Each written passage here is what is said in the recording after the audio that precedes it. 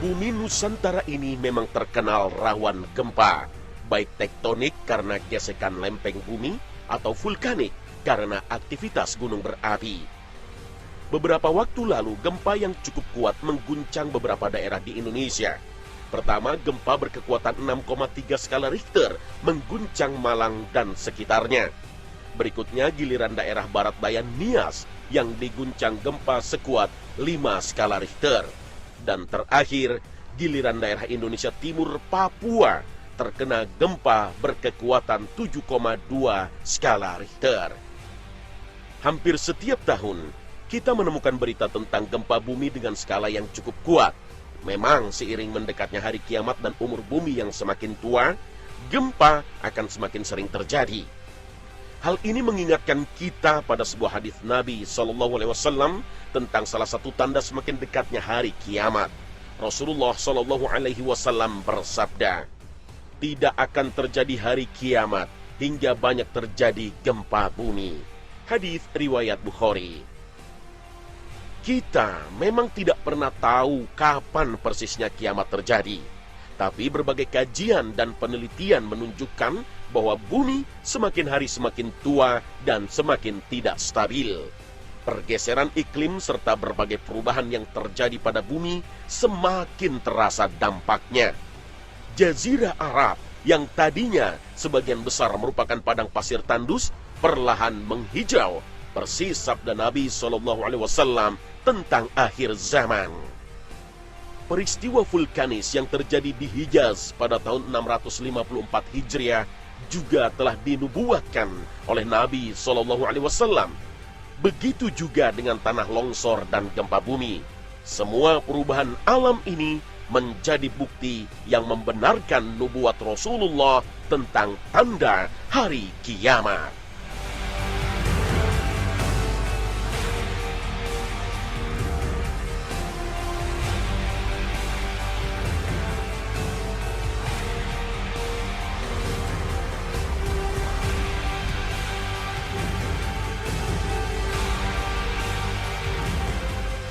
Assalamualaikum warahmatullahi wabarakatuh. Selamat pagi pemirsa Trans 7. Gempa bumi merupakan getaran atau guncangan yang terjadi di permukaan bumi akibat pelepasan energi yang menciptakan gelombang seismik. Gempa bumi biasa disebabkan oleh pergerakan lempeng bumi. Di tanah air, frekuensi gempa telah meningkat tajam dalam beberapa tahun terakhir. Kondisi ini juga menjadi sinyalemen terhadap ancaman gempa besar di kemudian hari. Peningkatan ini semakin terasa sejak gempa dan tsunami di Aceh tahun 2004. Menurut Profesor Sri Widiantoro, pakar gempa dari Institut Teknologi Bandung, sejak tahun 1964 hingga tahun 2005, tercatat sebanyak 30.393 kali gempa bumi yang terjadi di seluruh Indonesia. Dahulu setidaknya tercatat 1.000 kali gempa, baik ukuran kecil, sedang maupun besar di tanah air. Namun sejak 2005, frekuensinya meningkat menjadi lebih dari 2 kali lipat. Gempa Aceh yang terjadi pada 2004 diyakini secara tidak langsung ikut memicu pergerakan di sepanjang zona subduksi lempeng tektonik Indo-Australia dan Eurasia di pesisir barat Sumatera. Gempa itu juga memicu pergerakan di segmen patahan-patahan aktif di sepanjang Sumatera. Survei Geologi Amerika Serikat juga menyatakan bahwa sejak 1990, jumlah gempa bumi direkam oleh ilmuwan di seluruh dunia terus meningkat. Misalnya pada tahun 2004 ada sebanyak 31.201 gempa bumi. Jumlah ini hampir 2 kali lipat bila dibandingkan jumlah gempa pada tahun 1990. Hal yang sama juga dialami sendiri oleh negeri Paman Sam. Jumlah gempa bumi di Amerika Serikat selama 20 tahun terakhir telah meningkat drastis. Pada tahun 1990, Amerika Serikat mencatat gempa bumi 2.268 kali. Pada tahun 1999, jumlah itu telah meningkat menjadi 3.003 kali. Kemudian pada tahun 2010 menjadi 8.390 kali gempa bumi. Sehingga dari tahun 1990 hingga 2010 terjadi peningkatan kuantitas gempa hingga 370%. Menurut para ilmuwan, jumlah gempa dalam beberapa tahun mendatang akan terus mengalami peningkatan. Inilah kebenaran sabda Rasulullah SAW yang diceritakan oleh sahabat beliau Salamah bin Nufail. Ia mengatakan, kami pernah duduk bersama Rasulullah SAW. Lalu beliau menuturkan hadisnya, dan sebelum kiamat ada dua kematian yang sangat dahsyat, dan setelahnya terjadi tahun-tahun yang dipenuhi dengan gempa bumi. Hadis riwayat Ahmad. Imam Ibnu Hajar mengatakan, telah terjadi banyak gempa di negeri-negeri bagian utara, timur, dan barat. Namun yang jelas bahwa yang dimaksud dengan banyaknya gempa adalah cakupannya yang menyeluruh dan terjadi secara terus-menerus. La haula wa la quwwata illa billah.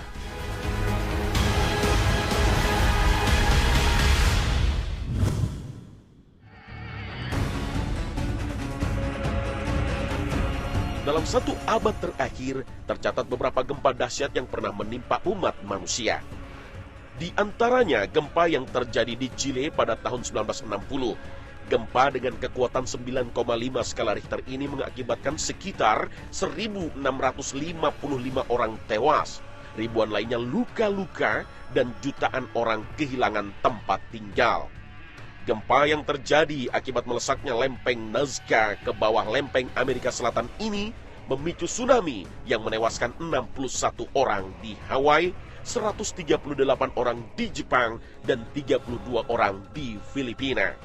Gempa ini merupakan gempa terbesar yang berhasil diukur manusia.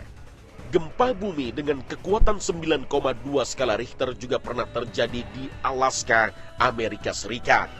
Gempa yang terjadi pada tahun 1962 ini memicu gelombang tsunami setinggi hampir 20 meter dan merenggut 128 korban jiwa. Kerusakan gempa terjadi di banyak kota. Getaran berlangsung selama 3 menit dan gempa pecah sepanjang sesar seismik aktif antara Amerika Utara dan lempeng Pasifik.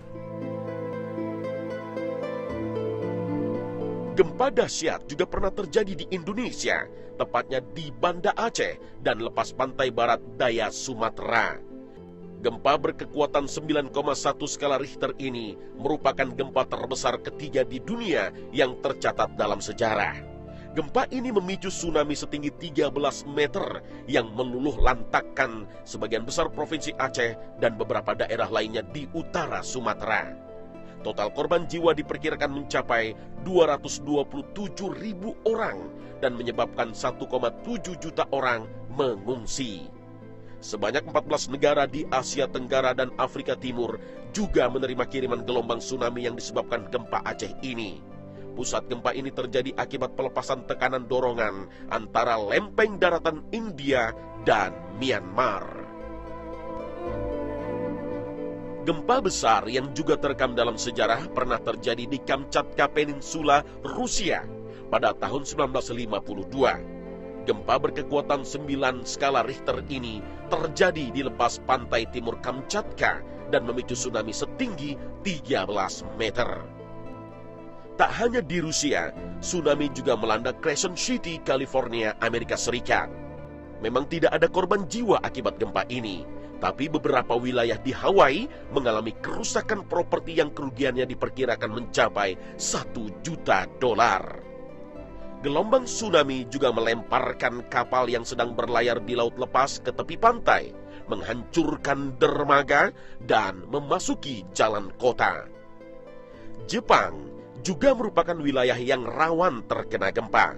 Gempa dahsyat juga pernah mengguncang negeri matahari terbit ini pada tahun 2011 lalu. Gempa berkekuatan 9 skala Richter terjadi di pantai timur Pulau Honshu. Gempa ini juga memicu tsunami yang menewaskan 29.000 orang dan merusak beberapa reaktor nuklir milik Jepang. Gempa ini adalah gempa terbesar yang pernah terjadi di negara matahari terbit ini. sebanyak 50 kali gempa susulan berkekuatan 6 skala Richter melanda Honshu. Getaran bumi besar ini disebabkan oleh dorongan lempeng di dekat palung Jepang, tepat di batas antara lempeng tektonik Pasifik dan Amerika Utara. Lempeng Pasifik mendorong masuk ke bawah lempeng Amerika Utara.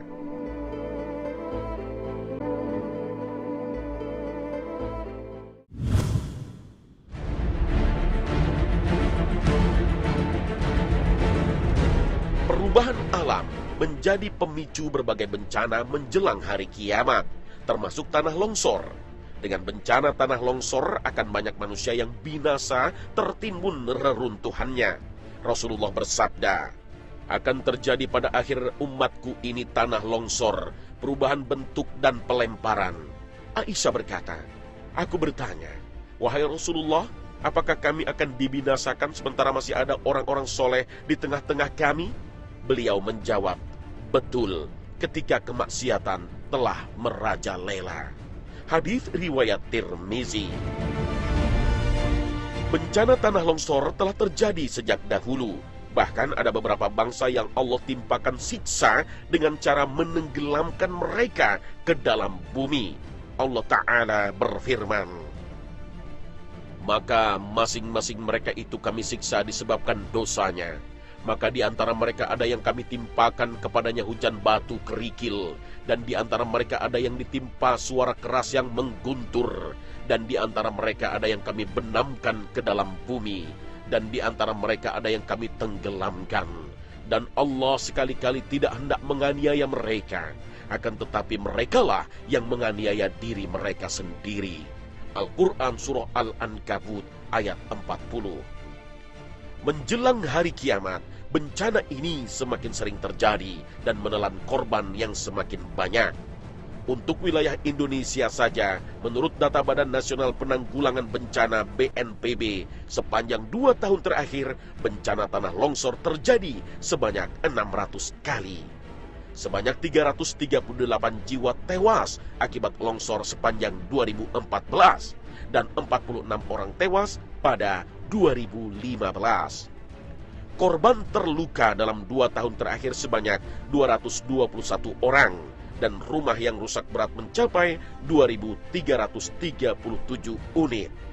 Tanah longsor merupakan perpindahan material pembentuk lereng berupa batuan, bahan rombakan, tanah. Material campuran tersebut bergerak ke bawah atau keluar lereng. Proses terjadinya tanah longsor biasanya diawali oleh air yang meresap ke dalam tanah yang akan menambah bobot tanah. Itulah sebabnya tanah longsor sering terjadi setelah hujan atau banjir.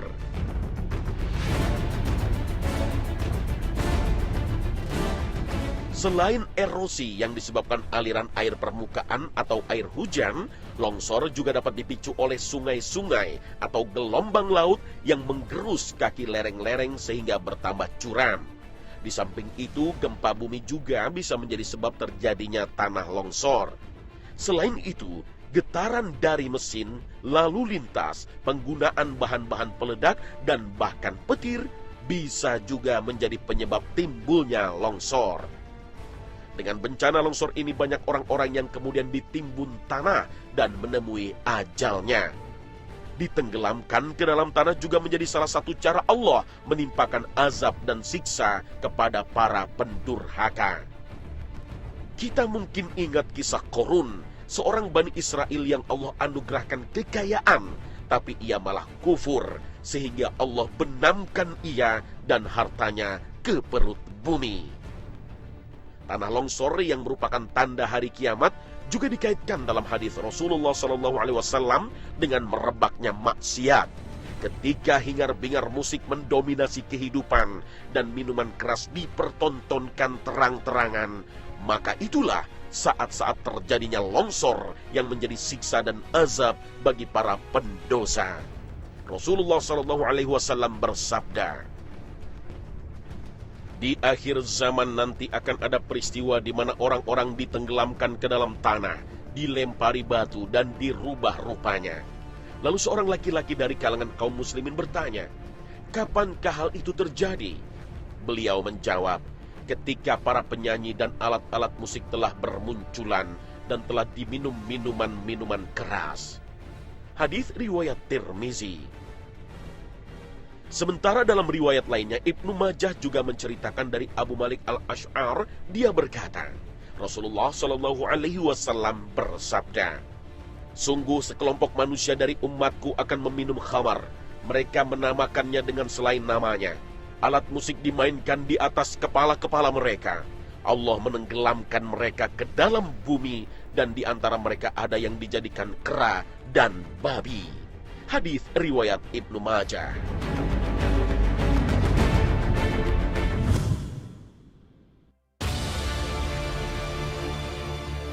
Peristiwa bencana alam yang tak kalah dahsyat dan sudah pernah terjadi adalah keluarnya bola api yang sangat besar sekali di Hijaz. Rasulullah SAW bersabda, tidak akan terjadi hari kiamat hingga keluar api dari tanah Hijaz yang menerangi leher-leher unta di Busra. Hadis riwayat Bukhari dan Muslim. Hijaz merupakan wilayah di sebelah barat Laut Arab Saudi, Jeddah, dan dua kota suci Mekah dan Madinah merupakan bagian dari wilayah ini. Sedangkan Busra adalah kota di selatan Suriah. Busra merupakan tempat bersejarah bertemunya Nabi Muhammad muda dengan seorang pendeta yang mengetahui tanda kenabiannya. Peristiwa keluarnya bola api di Hijaz yang bias cahayanya sampai ke Busra telah terjadi pada pertengahan abad ke-7 Hijriah, tepatnya pada tahun 654 Hijriah. Bola api tersebut sangat besar, dan para ulama yang hidup pada masa itu memberi kesaksian tentang kedahsyatan peristiwa tersebut. Beberapa di antara para ulama yang menuturkan peristiwa ini yaitu Imam Ibnu Katsir, Imam An-Nawawi, dan Syekh Syihabuddin Abu Syamah. An-Nawawi dan Abu Syamah yang merupakan sejarawan dan ahli hadis yang menjadi saksi hidup dari peristiwa itu. Abu Syamah menceritakan gambaran yang terjadi. Peristiwa dahsyat ini terjadi pada malam Rabu, hari ketiga Jumadil Akhir, tahun 654 Hijriah. Pertama-tama terdengar suara menggelegar seperti petir yang sangat keras, disusul dengan gempa dahsyat. Gempa ini memporak-porandakan rumah dan bangunan. Gempa susulan terus terjadi sampai 2 hari berikutnya. Kemudian muncul bola api raksasa di bukit dekat bekas pemukiman Bani Quraidah. Abu Syamah merasa bahwa bola api itu akan menimpa mereka. Bola api itu sangat besar, seperti keluar dari 3 menara. Api itu kemudian mengalir melewati lembah dan sampai di lembah Jaza. Api itu memotong jalan haji orang Irak dan terus merambat sampai di bukit dan tertahan. Padahal kami sangat khawatir api itu akan sampai ke pemukiman. Sementara di sebelah timur keluar lidah dan gumpalan api yang melahap batu-batu. Inilah salah satu contoh dari apa yang disebutkan Allah Jalla Jalaluh.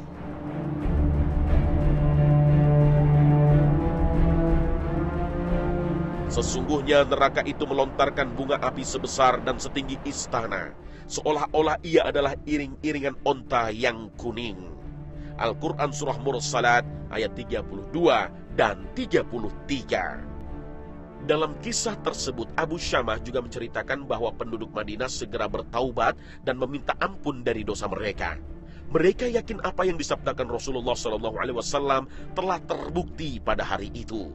Sementara Ibnu Katsir juga menceritakan bahwa Qadhi Sadruddin Al-Hanafi bercerita, bapakku Syafiuddin, seorang guru madrasah di Busra, bercerita kepadaku bahwa pada waktu muncul api di pagi hari, mereka melihat punggung-punggung unta terkena bias cahaya api itu.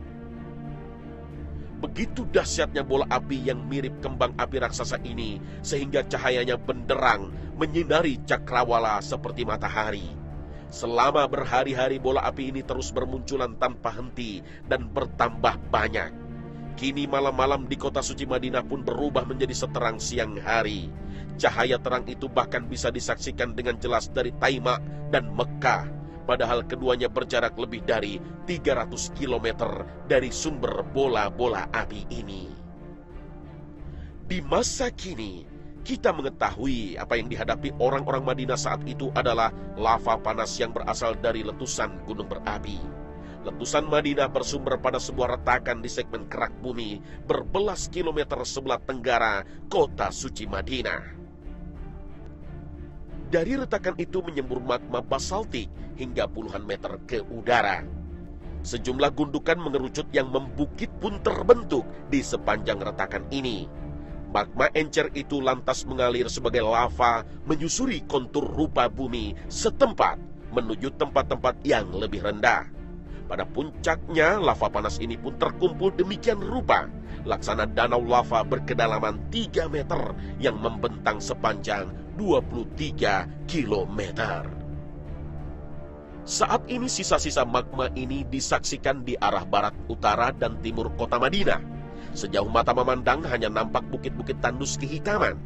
Inilah peninggalan peristiwa dahsyat yang menimpa Hijaz.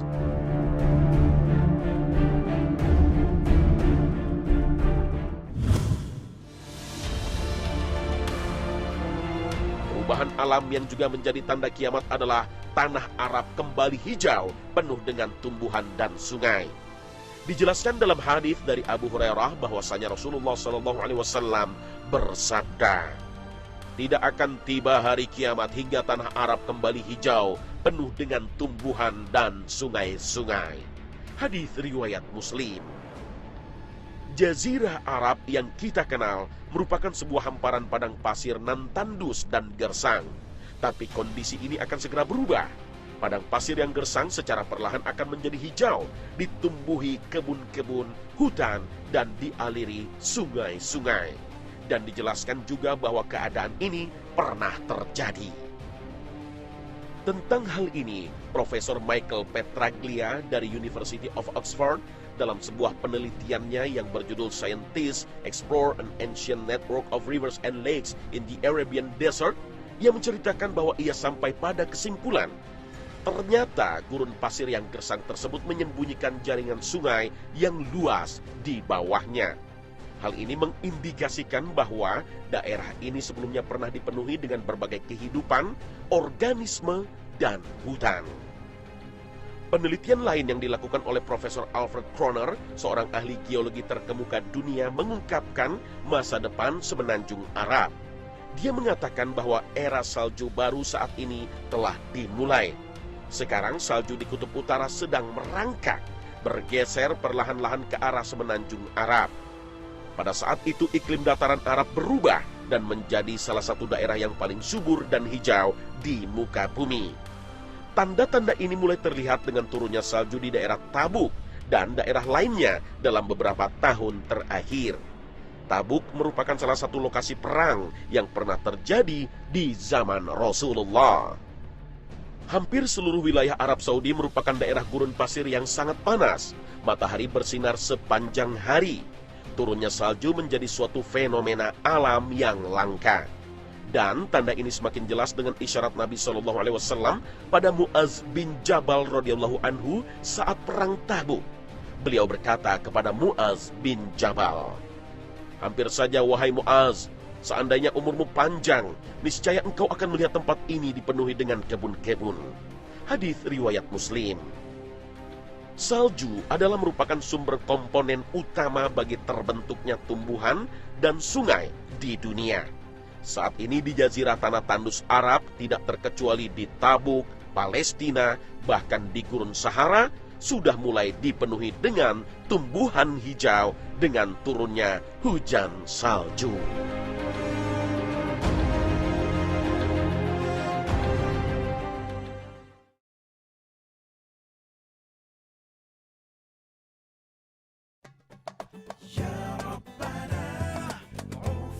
Pemirsa Khazanah, itulah beberapa bencana dan perubahan alam yang terjadi menjelang hari kiamat.